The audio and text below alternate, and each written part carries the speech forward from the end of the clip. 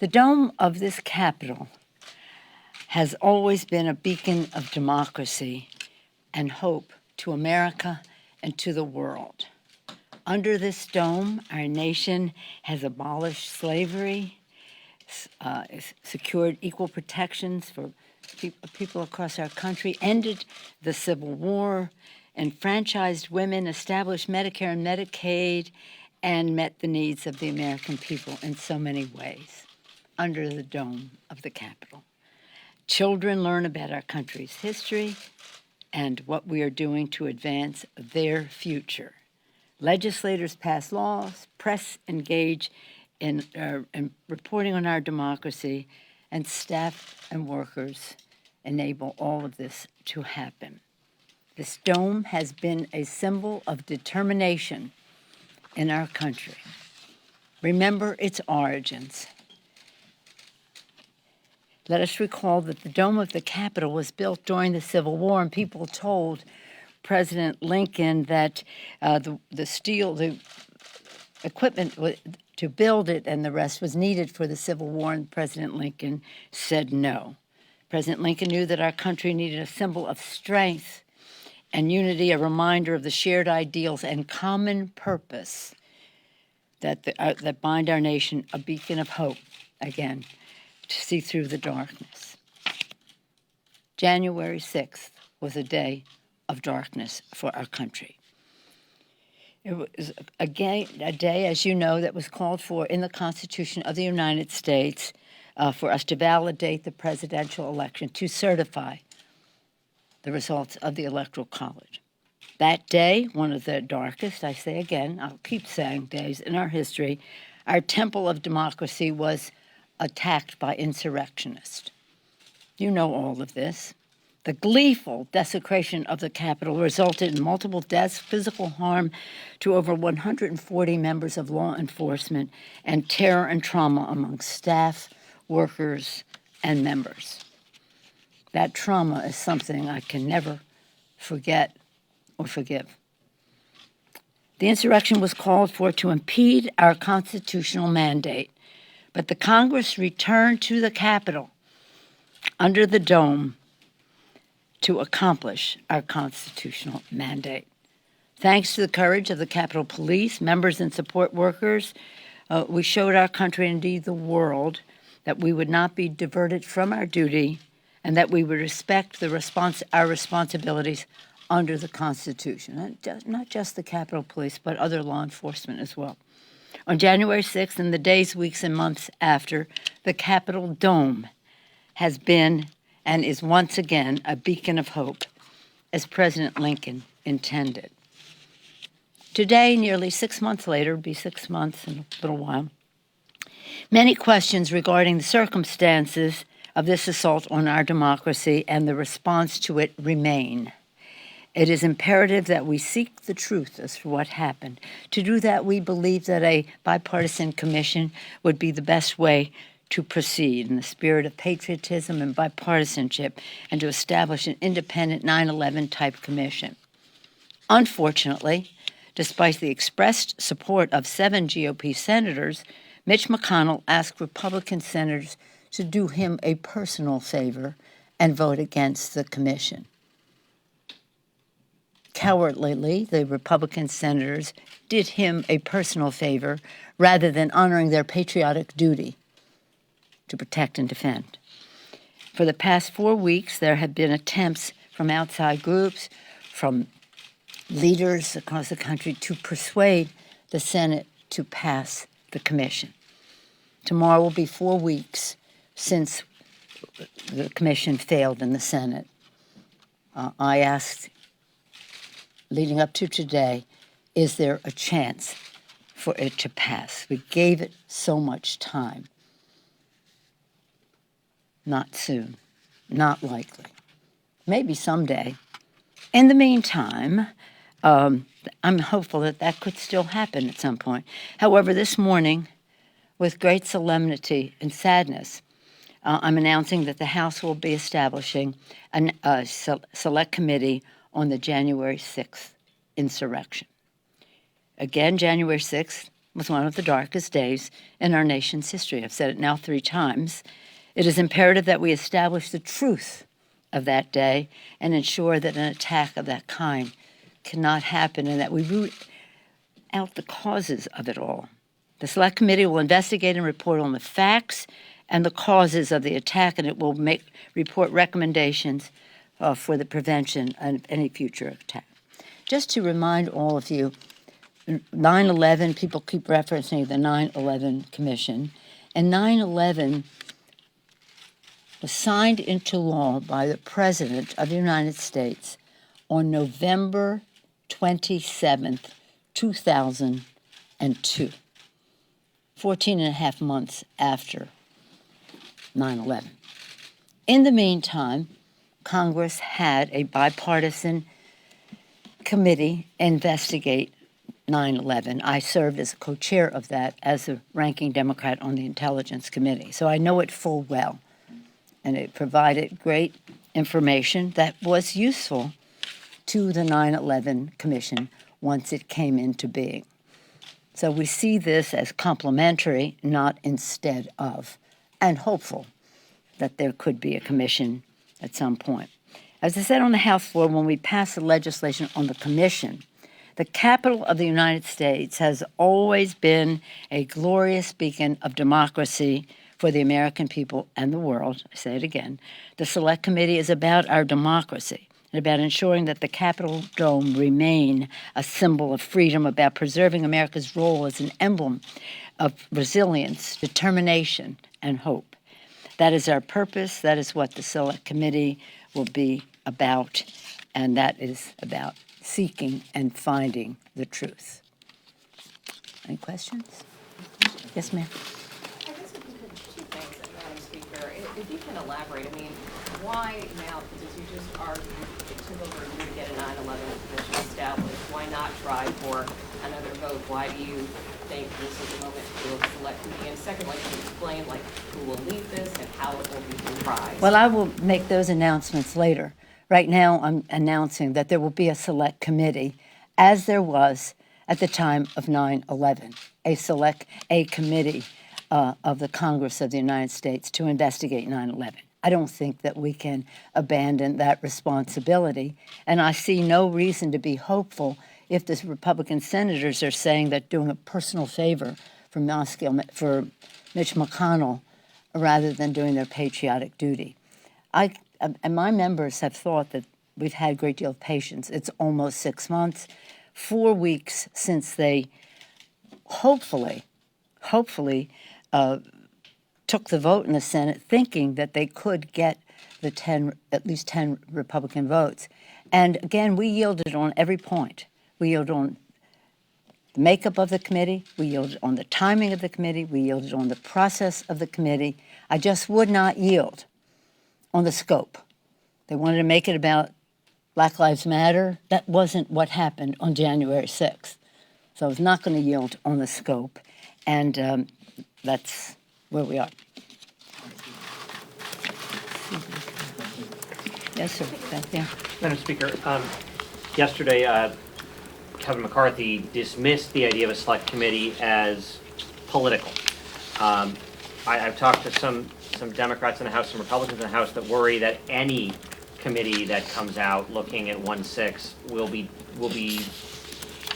looked at as political and therefore may not have the same impact. Do you worry that a select committee's findings will be dismissed or tainted somehow No, by? I don't worry about that at all.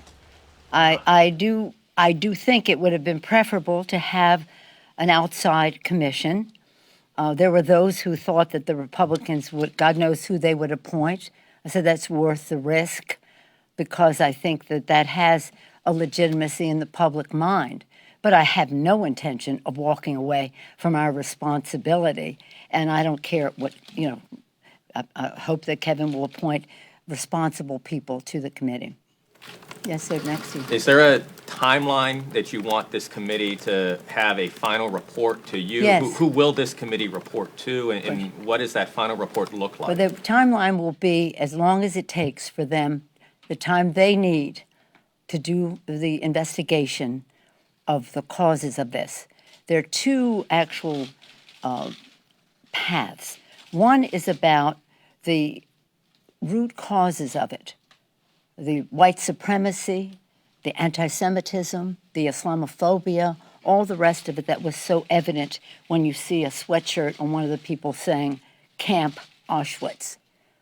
The other is the security of the Capitol and what it means to be ready for such an insurrection. While I think we could have been better prepared, I don't think anybody would have foreseen an insurrection incited by the President of the United States. So the timetable will be as long as it takes. We were agreeable to doing it in a time frame that the Republicans felt comfortable with, but now another month has gone by and another month has gone by. So we'll just have to make the plan and see how long that takes. Yes, Ted? On infrastructure here. Infrastructure. Any further on that? One more, and then we'll go to infrastructure. Speaker Pelosi, I'm wondering how important it is, or do you think it is, that the Select Committee call on McCarthy to testify about his conversation with Trump I'm that not day? going into what the committee will do. That's up to the committee to make their determination. But it is clear that the Republicans are afraid of the truth. Yes, sir. Thank you. Thank you. Yeah. Very, thank I you. said we'll go to infrastructure. Yes, please, on infrastructure. Obviously, there's this two-track plan here. This Right. bipartisan plan, they're going to go on to the White House shortly, reconciliation package. 145. Obviously, the bipartisan plan is not done yet. That's not been socialized completely over on the House side yet. But the question is, do you think that a bipartisan plan faces problems in the House because of narrow majority? And that's why, more of your members would prefer this bigger bill, something that gets into some of these other areas that aren't the steels and bridges and roads infrastructure, other types of infrastructure, as you might say. Well, let me just say that I associate myself with what the president has put forth to build back better. What this bipartisan bill is more of traditional infrastructure, which is important, but we have to do more in terms of how we go into the future. So let me be really clear on this. We will not take up a bill in the House until the Senate passes the bipartisan bill and a reconciliation bill. If there is no bipartisan bill, then we'll just go when the Senate passes a reconciliation bill. But I'm hopeful that we would have the bipartisan bill. I think it would be really important to demonstrate the bipartisanship that has always been a hallmark of our infrastructure legislation. It's always been bipartisan. And less so when President Obama was president because the Republicans wanted to shrink the program. But nonetheless, it was a bipartisan bill. Some 11:45, we'll all be waiting to see what the announcement is, and then we'll go from there. But make sure you understand this. That when people say, well, I'm not going to vote for this unless I see that, there ain't going to be no bipartisan bill unless we are going to have the reconciliation bill. Yes, ma'am. On the antitrust legislation in the works in the House, Madam Speaker, can you respond to criticism from Amazon, Apple, Facebook that these bills would be harmful to innovation and to consumers? And can you confirm that you did speak with Apple's Tim Cook earlier this month? There's no question that let me just say what this is about rather than their characterization about it. There has been concern on both sides of the aisle about the consolidation of power of the tech companies.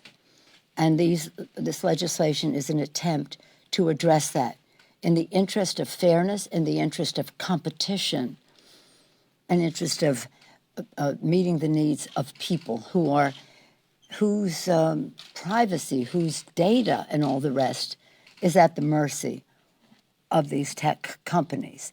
So I've said to them, if you have a substantive concern, put it forth as Congress works its will. That's in my conversation with I don't know what the title is, President, CEO, was just that. In other words, Congress will work its will. They'll have the markup in committee. We'll go to rules. If you have substantive concerns, and you have and members, and they have members who have voted with them on this, they can put forth what they want to put forth. But we're not going to ignore the consolidation that has happened and the concern that exists on both sides of the aisle. Is there a way to do it though without, taking away features like prime shipping on some items or Find My iPhone apps that people are accustomed to and enjoy? Is there a way to strike a balance there? Well, I don't think we're going to be having that conversation here, but we certainly want to meet the needs of the consumer.